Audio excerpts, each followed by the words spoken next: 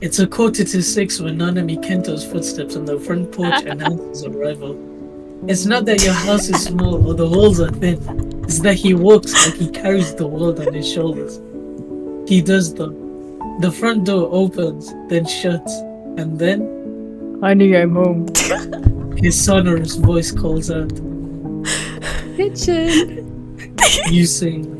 The bright cooking space is engulfed by the smell of lemon and thyme, and the chicken in the oven.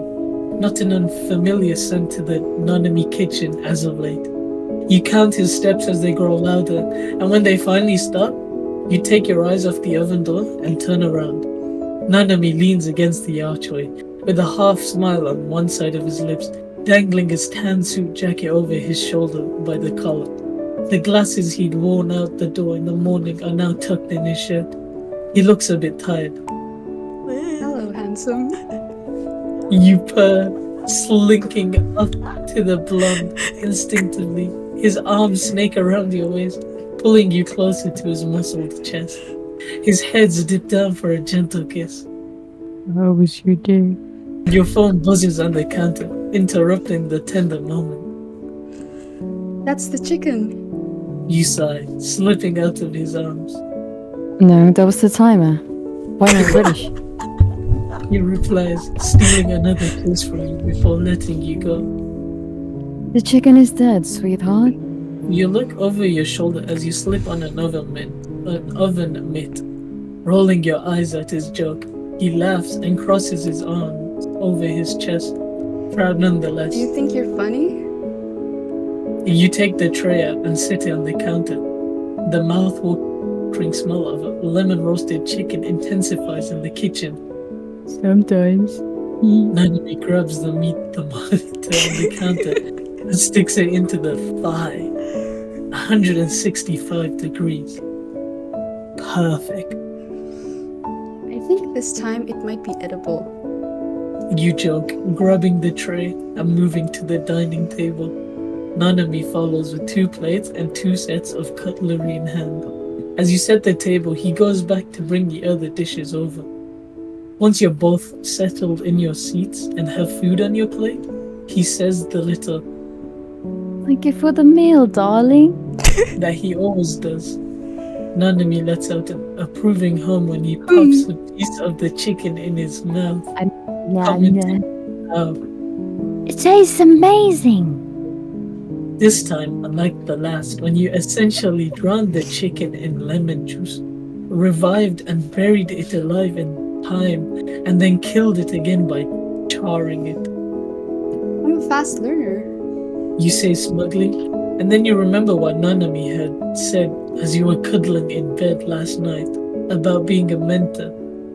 Oh, speaking of learning, how's the kid doing? Itadori, you said his name was? Nanami sighs and sets his utensil down. He's just a kid. He begins, leaning back in his chair. But he's got a soul. You frown and grab his hand, giving it a light squeeze. Only after that white hair man called Gojo came knocking on your door did you learn about your husband's talent. The way he described growing up with it, though made it seem more like a curse. 14-year-olds having to fight cursed spirits, having to die for the greater good of humanity.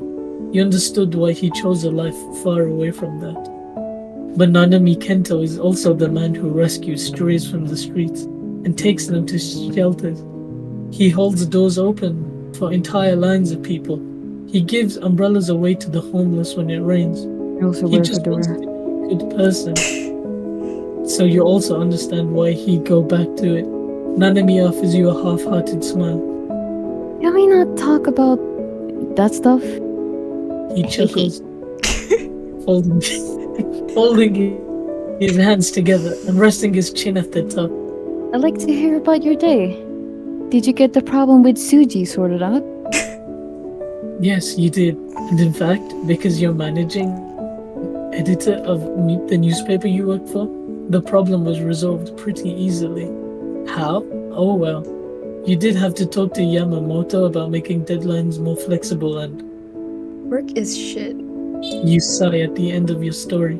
But it's not all bad. I'm lucky enough that I get off at 4 and not 5 like you. I guess the moral of the story is that there's happiness everywhere. You just have to look for it. The clock in the living room chimes. Chuckling, Nanami takes a sip of his Chardonnay. You're right, love. He muses. It's always 6 o'clock somewhere. Little things take up the rest of your conversation. A quote from a book you're almost done reading. The recent drop in temperature outside. The neighbor's new baby boy. Dinner finishes up as 7 rounds the corner.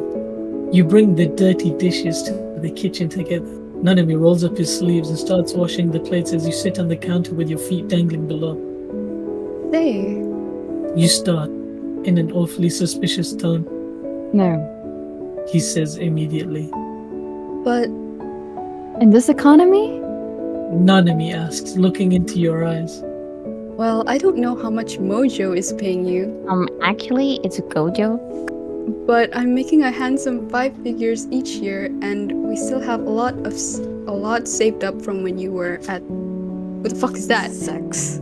Sex. You say, looking at him through your lashes. Nanami thinks it over as he scrubs down the last plate and puts it into the dishwasher. There's so many things that could go wrong, especially now. Are you sure? He asks, still not fully believing what you're insinuating. I'm sure. You say, grinning. He looks around the kitchen for a towel, only to find it already in your hands. Come on, Kento, let's start a family.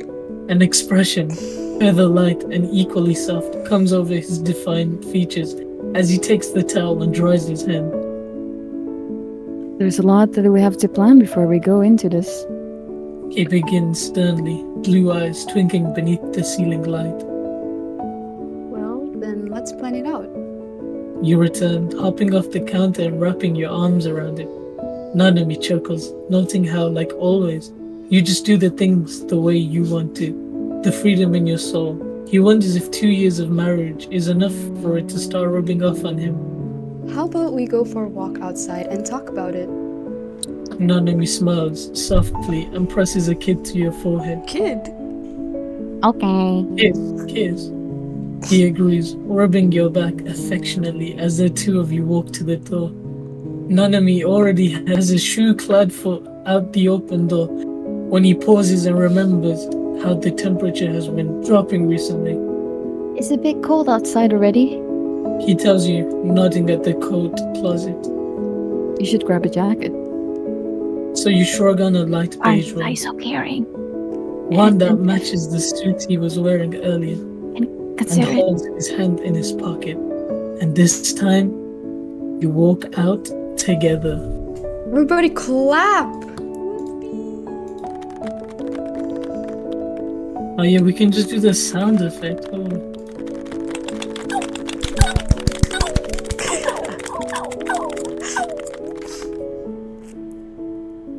I love making kids.